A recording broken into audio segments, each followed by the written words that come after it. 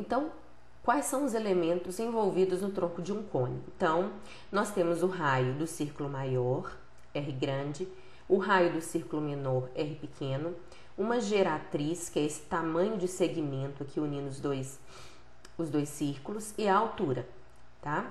Como que a gente pode relacionar esse elemento aos dados que nós tínhamos da nossa superfície de revolução? Então, aqui eu deixei um dos troncos de cone específicos aqui, né? Fazendo a relação com a outra figura que nós tivemos, o que nós temos aqui? Olha, o raio maior desse tronco de cone, ele é exatamente, olha lá, a função calculada no extremo da divisão. O raio menor é a função calculada no outro extremo da divisão. E a geratriz é esse segmento que a gente pode observar que esse segmento aqui, que seria a geratriz do tronco de cone, ele vai se aproximar do comprimento da minha função. Quando esse número de divisões estiver aumentando, a gente pode notar, eu esqueci de tirar os outros cones aqui.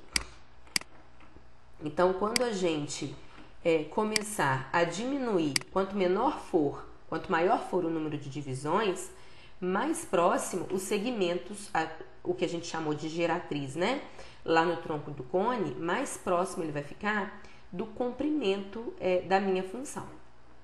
Então, só para a gente relacionar com os elementos que a gente tinha lá no tronco. Então, o raio maior pode ser a função, né? Pode ser vista como uma função definida no extremo do intervalo,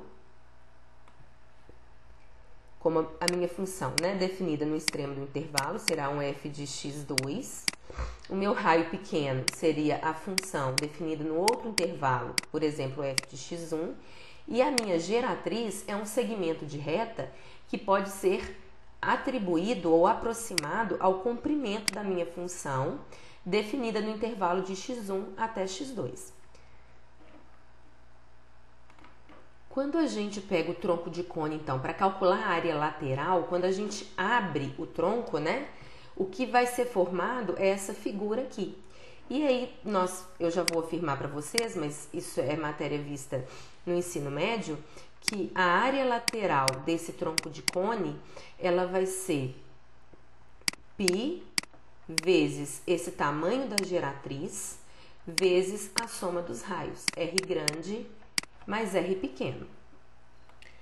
Bom, nós já vimos que os raios são dados pelas funções nos pontos, né? Aqui a gente chamou, por exemplo, de um f de x2, aqui um f de x1, e a nossa geratriz, ela pode ser aproximada pelo comprimento da função definida no intervalo de x1 até x2, que nós sabemos que é raiz de 1 mais f' de x ao quadrado. Isso aqui também já foi visto. Então, isso seria a aproximação de um cone, de um tronco de cone. No nosso caso, nós temos uma soma, né? Nós teríamos uma soma de vários troncos de cone, uma soma de áreas laterais, né? De vários troncos de cone, aproximando a nossa função. Então, uma aproximação de áreas laterais seria a soma das áreas laterais de cada tronco de cone aqui. O que eu queria que vocês observassem é o que vai acontecer com os raios do cone à medida que a gente vai aumentando o número de divisões. Aqui eu coloquei no máximo 7, mas vamos fazer o processo contrário aqui. À medida que eu vou diminuindo o número de divisões, aumentando o número de divisões, a gente pode notar que o raio grande, ele vai se aproximando muito do raio pequeno do tronco do cone, ó. Então, aqui eu estou em 12 divisões, 15 divisões, então notem que essa aproximação, ela é feita de forma drástica, né? Quase que vai... quase não, né? Quando a gente fizer um número tendendo a infinito, vai ficar praticamente a mesma coisa. Vai ficar por infinitésimos, os raios vão ficar iguais. Então, trazendo isso para a nossa conta, né, de cálculo de área de cone lateral, o que vai acontecer é que esse f de x2 ele vai aproximar muito de f de x1, e aqui, quando o número de divisões tender a infinito, isso vai ficar praticamente duas vezes um f de x, x1 ou x2. E na hora que a gente somar todas essas áreas laterais para fazer a aproximação do cone, aproximação da área da superfície, pela soma de todas as áreas laterais do cone, a minha área total, então, vai ser a soma infinita de todas as áreas laterais, que a gente já sabe que, então, vai ser a integral, então, de A até B, que seria o intervalo, né, que a minha superfície é definida.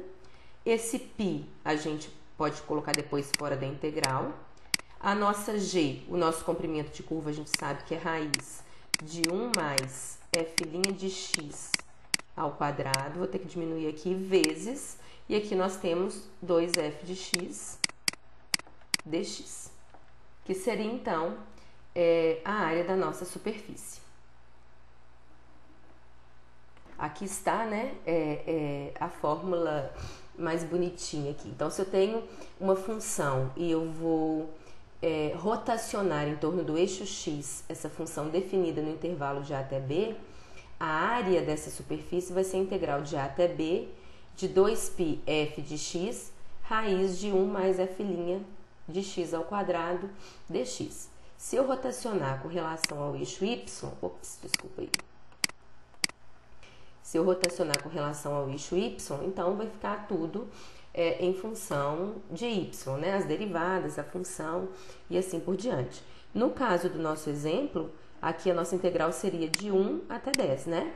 Onde foi definida a função e a rotação foi em torno do eixo x, então seria exatamente essa fórmula de área, só que de 1 até 10.